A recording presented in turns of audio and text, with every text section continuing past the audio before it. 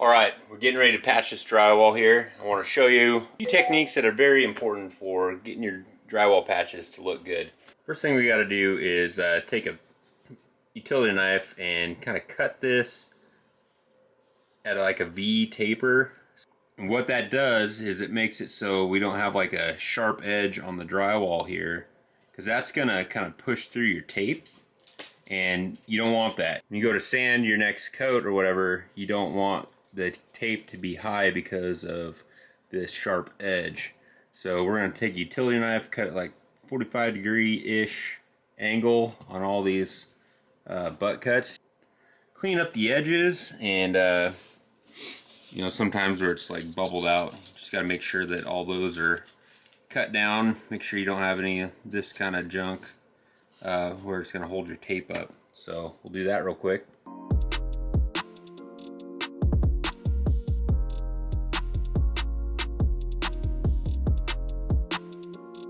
Alright, so that's basically what you're looking for, just to knock that edge off, and that's going to make everything going forward be better. Got all the edges cut on all of the patches. Now we're going to go ahead and mix up our mud. Just using some Beadex all-purpose light. I like the light because it's just easier to sand, but for the taping purposes you don't necessarily need to use light. This is the type of mixer I'm using. It's just like a paddle mixer. Just using a 1/2-inch drive drill. Usually I use a 1/4 drill, but yeah, it's only one bucket, so I'm not too worried about it. We're going to add just a touch of water, kind of smooths it out. When it comes straight out of the box, it's a little airy, I guess. And so when you put it on the wall, sometimes you can get little air bubbles, and then those just have to be filled later. So, I don't know if you can see that in there. That's about all the water I put in, about 1/4 of a pan. Yep. Get out of there. You want to pinch the bucket with feet? So you can see how much smoother that is compared to how it comes out of the bucket. So it just knocks all those air bubbles out, and the water just helps it mix a little bit easier, and it's going to go on the wall a little bit easier. I actually might add a touch more. So I like to use 4-inch knife, a stainless steel pan. Do not get the plastic pans. Those things are garbage. These things, you can leave them full of mud and you can still get them clean.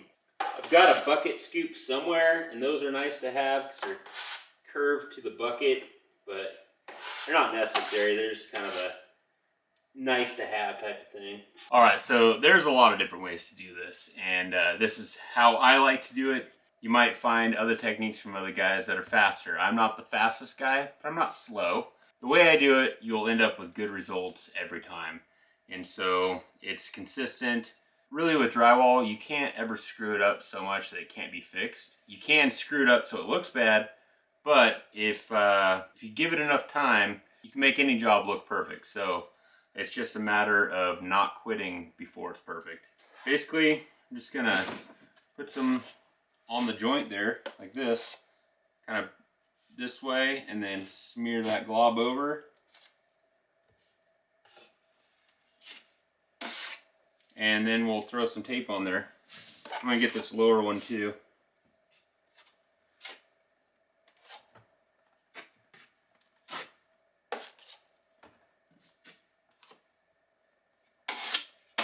I always use paper tape unless I've got a big old monster gap, then I'll use mesh tape. Or if I'm in a huge hurry and got to get multiple coats on one day, then I might use mesh tape and hot mud. But I hate using hot mud. Hot mud sucks.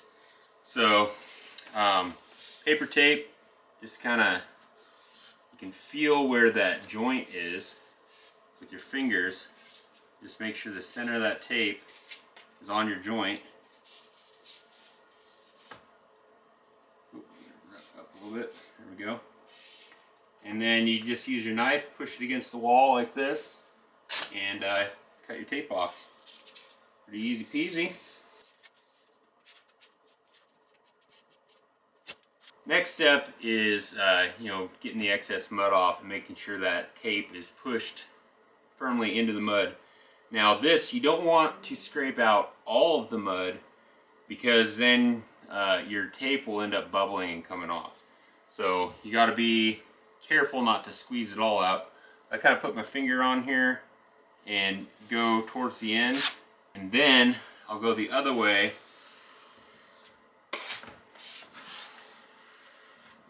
If it wrinkles like that, you can pull your tape.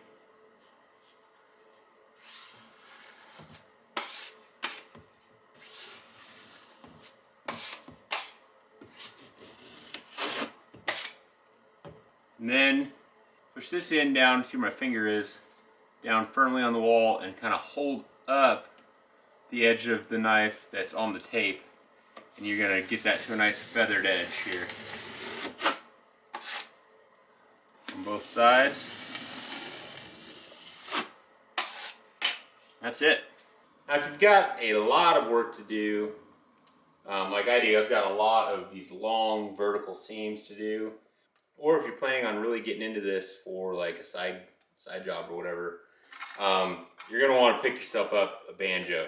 This thing's really gonna speed up the taping process. And they're not that much money. I think it's like 80 bucks. Basically, all your mud goes in here, tape goes on that side, and the tape runs through the mud. It puts the perfect amount of mud that you need on the tape, and you slap it on the wall, trowel it off, and you're done. It makes it so basically you only have to trowel the wall once, where the other method I just showed you, you have to trowel it twice. You got to put the mud on the wall, and then trowel it after you put the tape on the wall. This one step is eliminated, and it really, really helps. Plus, you end up using less mud because you get the exact amount that you need on there. I'll get this thing set up, show you how it works, and yeah, this thing is a game changer.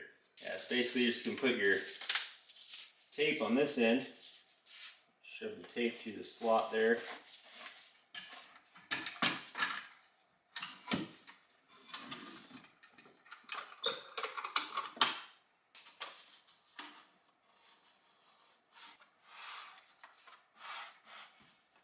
So this here adjusts like this gap here. That basically determines how much mud you're gonna get on your tape.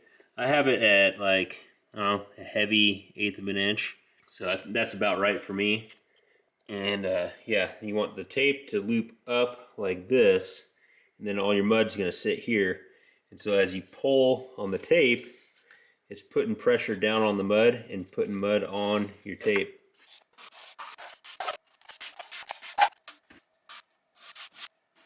Deal. You'll need to pull out some of the tape until you make sure that you've got full coverage of mud on your tape. The first little bit's gonna be a little dry. So I've already done that. Now, little gadget arm.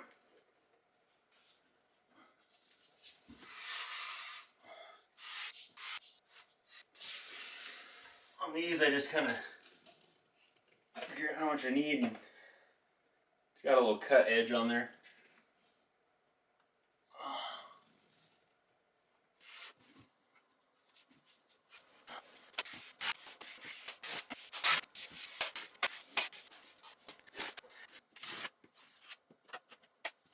All right, that section's all taped. That's pretty much the process. Slap her on the wall and trowel it off. And so anyway, I'm gonna knock out the rest of them throughout the house. And tomorrow we will put on the first like topping coat. And I'll show you how that works. Show you how you can do minimal sanding. That's kind of the goal. You want to do the least amount of sanding as possible. All right, it's the next day. Everything's dry. I'm gonna show you how I prep the walls just real quick before I put the first topping coat on. And it's real simple. I just scrape my blade up the joint, and if you got any kind of like little fins or whatever, you'll just scrape them off.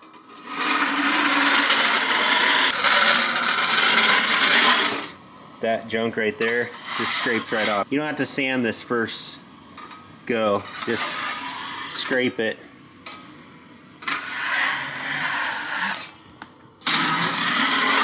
These joints that are not the taper joint, I basically call those butt joints, but I don't know, this one's kind of a very long butt joint. Rule of thumb that I use is like 18 inches from the joint, which might seem like a long ways, but you basically, it's not going to be flat. You want it to look flat when it's all done. And the way you do that is to really feather out the joint. This first pass, I'm just going to go 12 inches, which is the width of my knife. So I'll basically slop down some mud on both sides of the joint. I'm going to be keeping the outside of my knife up here, the part of my knife that's away from the joint, press firmly on the wall and lift up slightly at the joint. We'll slap on mud on both sides of the joint that way, and then kind of scrape it in the middle. You want a feathered edge out here and build up just a little bit in the middle.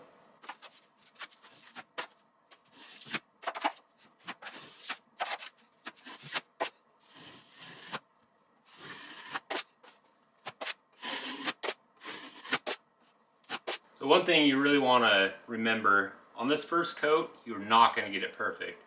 And the more you mess with it, likely the more frustrated you're going to get. So I would say, as long as you're going by 12 inches from the joint on your first pass, making sure this part that's away from the joint is at a feathered edge and you don't have any glaring like imperfections in the middle, you're good to go.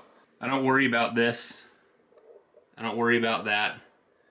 Those kind of things sand out super easy, and if you try to get it on this first pass, you're just gonna get frustrated, and it's completely unnecessary because we're gonna go another 4 to 6 inches out from there either side and build this up one more time. If you're doing a big enough area, like a whole room or something, where you can do all of one type of joint first that doesn't overlap another, so like all these horizontals don't do the verticals, and then you come back around and this should be set up enough where you can do the verticals and not mess up what you did too much. Sometimes that's not an option and you just got to use a little finesse. Try not to mess up what you just did. So that's what I have to do today. But I'm going to go ahead and slap the mud on the rest of them. Already got the one behind the bed there finished up. So we'll first coat. Yeah, so tomorrow we'll put on the second coat, and we'll be using finished topping mud for that, and it goes on like butter. Alright, day 3 on the patch job, and so we've got our first like topping coat on. Basically, now we got to sand just a little bit, and when I mean a little bit, it's really, you're just trying to get these ridges gone, which sand off super easy. If you did your first coat right, you're gonna need most of what's on the wall. You're basically just trying to knock these ridges off. Anywhere where there's kind of, you know, a ridge. And that'll make it so your next coat goes on nice and smooth and fills in these low points. And again, we're going another 4 or 6 inches past this first coat. And this second coat should be mostly what you need. You're gonna need a third coat in a few spots. So tomorrow I'll show you how I find that out. All right, this is the sander I use for this like first sanding on that first coat. This pole sander. You can get this at, you know, like the drywall tool section of Home Depot. Basically, it's got this wobbly head on there. And you can buy these sheets of sandpaper or a screen in like a 100 pack, pretty cheap, and they just clamp on there.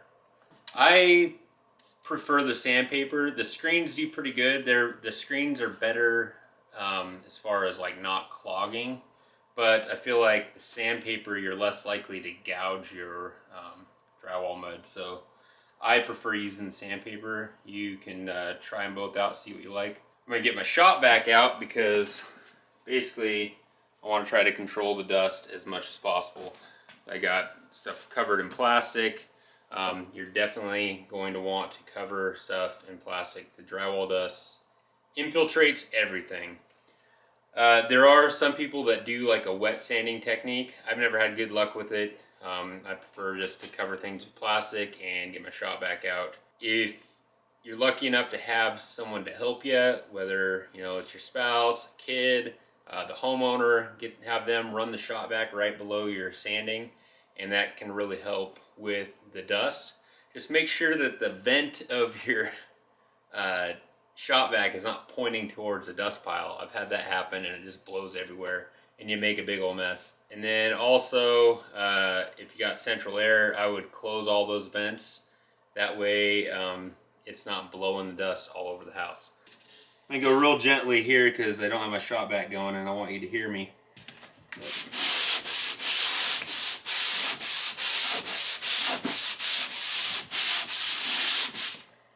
That's it. We're not taking much off. Just knock that ridge off.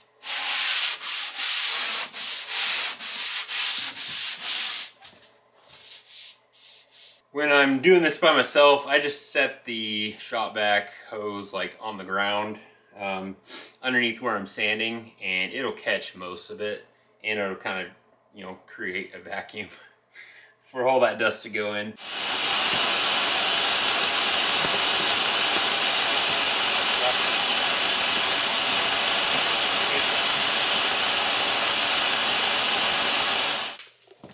Alright, so that's basically it. You can see there's still, imperfections and stuff, and that's okay because that first coat's just kind of to build it up. And so you're not trying to get it perfect, you're just trying to slowly flatten it out.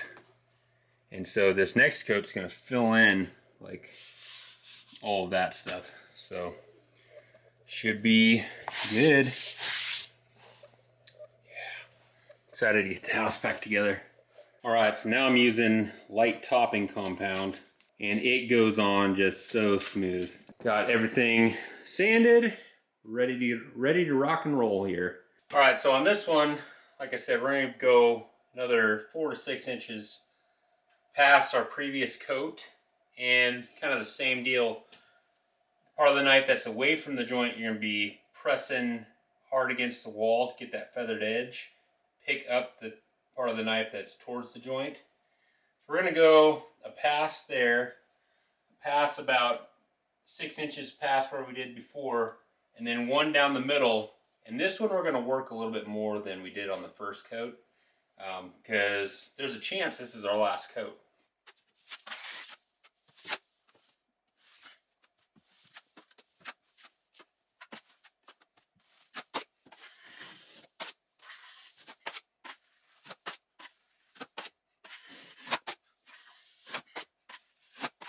I need to go mix this a little bit. It's a little bit bubbly for some reason.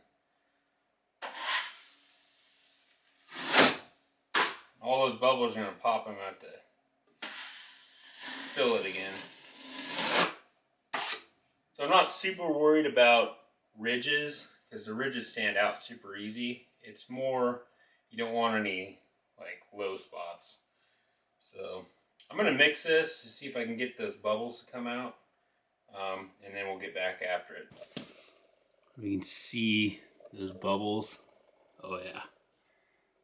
So that's an issue, and I think I fixed it. I just put a dab of water in the bucket and mixed it up.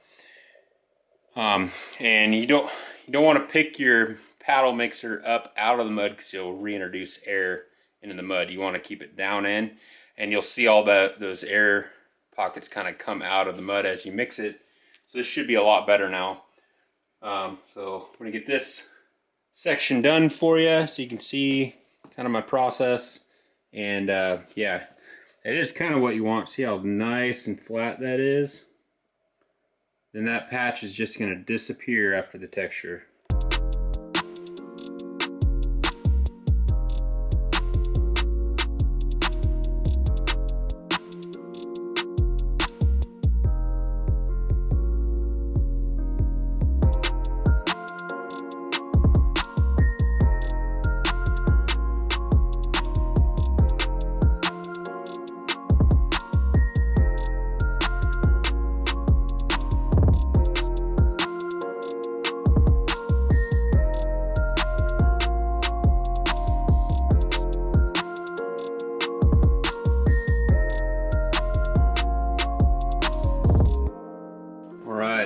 Pretty good. Still getting some bubbles I typically like to use a brand of mud called Hamilton Drywall Products, but it's not sold at Home Depot, and that's where I got everything this time around. The Beadex, it's okay, but I have had this bubble issue with it before. The Hamilton Drywall Products, man, that stuff goes on so smooth. But we'll get it worked out tomorrow. I'm gonna bust out the rest of them, and tomorrow we'll use a different technique on sanding, because there's a lot of it that it'll be the final sand. All right, we're ready to start sanding this second coat. And the sander I like to use is these like sponge sanders. I like the ones with the 45-degree angle on the side and the long ones. I don't like the little short ones because my hands are big, and this just sands faster because there's more surface area. Why I like to use the sponge sander, especially when you're doing a patch. This edge here where it goes into the texture, the existing texture, you want to fade that line all the way into the texture. Because if you don't fade that line into the texture, even when you spray the new texture on, it's going to show up. So because this is squishy, it allows you to fade that in. And you can kind of see where there's the texture is poking through. That's what you want that edge to look like. That way, yeah, like I said, when you spray the new texture, that line disappears. The other thing I do on this stage is I use one of these lights. This one's pretty beat up, but basically just shine it on the wall, and all the imperfections show up really well when you use the light. Let me see if I can get the camera in here and show you. You kind of see it there. When I shine the light on there, the camera doesn't like it. You kind of see those different ridges and whatnot. It all shows up really well when you get this light on there. You really want to wear one of these. I know you're probably sick of them. But this is one instance where it's actually a good idea to wear it.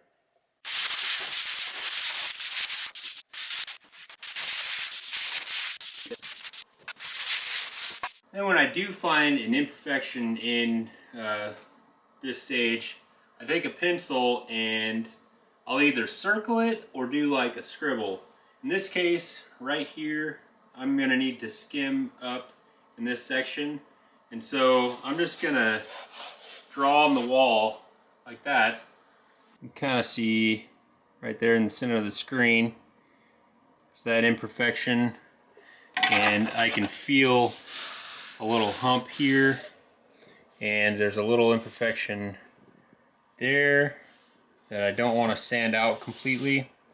So I'm just gonna skim that section right there. So yeah, that's basically my process here. Go over everything with the light and with the little sponge sander, make my marks as I need to.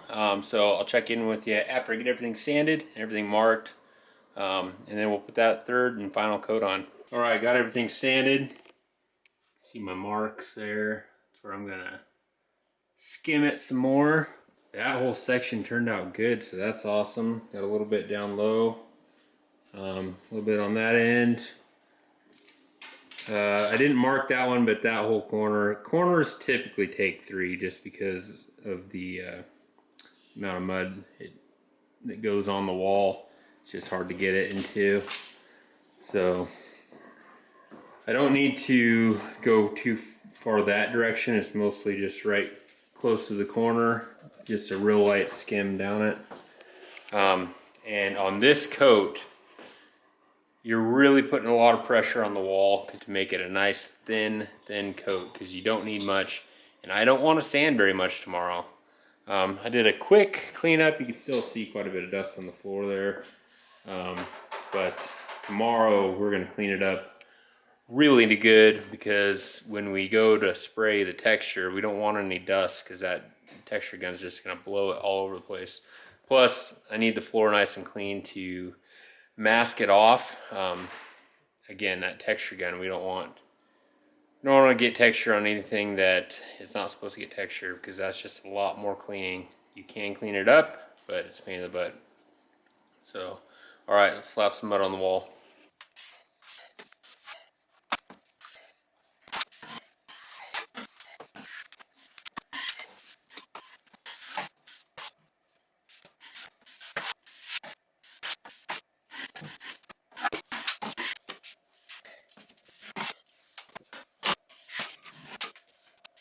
Just like that. All right, I'm going to get the rest of the spots all mudded, and tomorrow we'll do our final sand and start prepping for texture.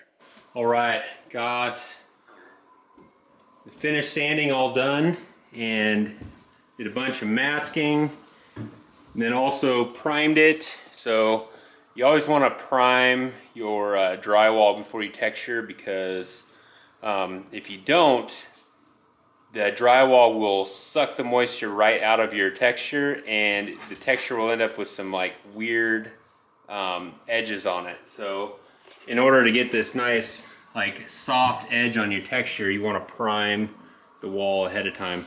So Avery and I did that. Ainsley's gonna run the camera for us.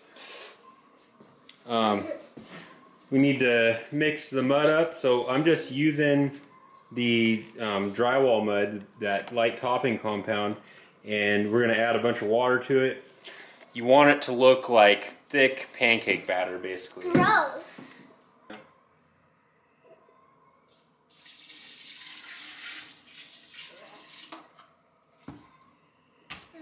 Right, come on in here.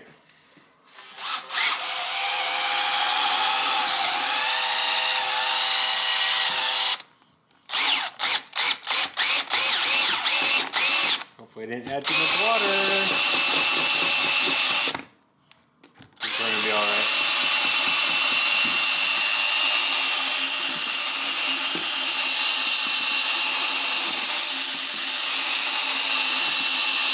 No, this is for drywall mud.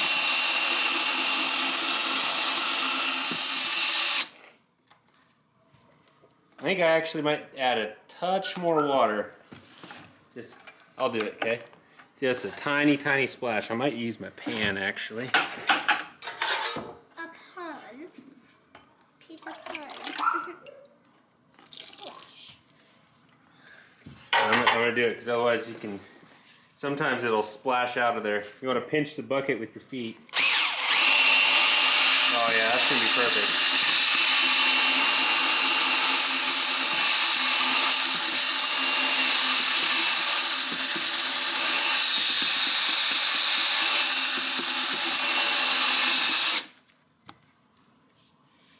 I think that's good. Looks like pancake. Using this sprayer by Wallboard. I just got it at Home Depot. I think it was like 80 bucks or something. With the amount of patches we have, you're going to want to use like a regular sprayer. You don't want to use just the can stuff. I'll show you in a future episode how to use the can texture. But basically we're going to fill this thing up. I'm going to use pretty high pressure on this. That's how you're going to get that kind of more fine orange peel. So we're going to start out at like 80 psi and see what that does for us. Avery, you're on hose duty. Okay. Oh my goodness, this bucket doesn't have a handle on it. I'll get this one. My gosh.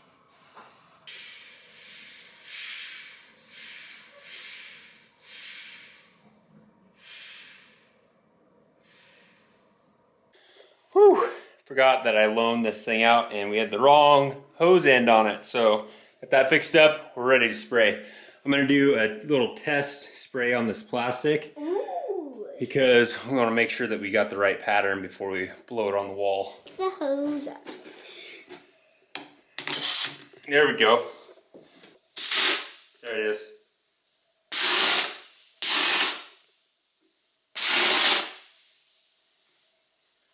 I think that'll work.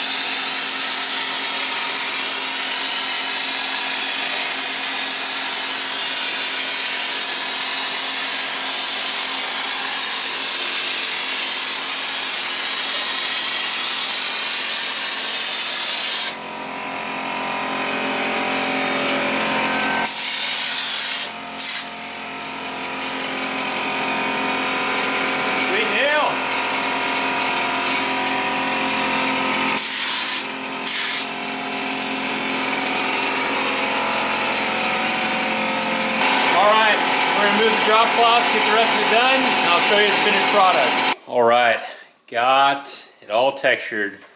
And one thing to know after you texture, any place you got it a little bit heavier or a little bit lighter, it's gonna look like it's terribly uneven, but it's not. Don't freak out. So where it's a little bit heavier, it's gonna stay darker longer. Where it's lighter, it's gonna, get light. It's gonna dry a lighter color quicker, and it might look really uneven, but it's probably not.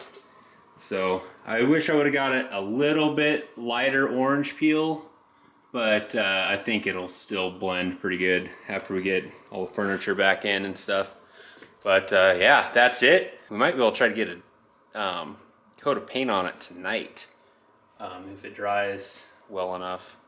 If not, we'll do it in the morning, and yeah, show you what the finished product looks like.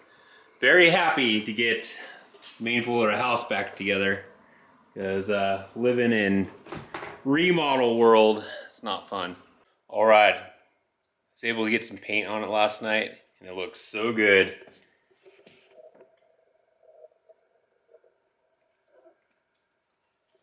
So it's a little bit heavier texture than I wanted. I don't know if you can even see it in the camera very well, but I think once all the trim's on and stuff, you're not even going to be able to tell.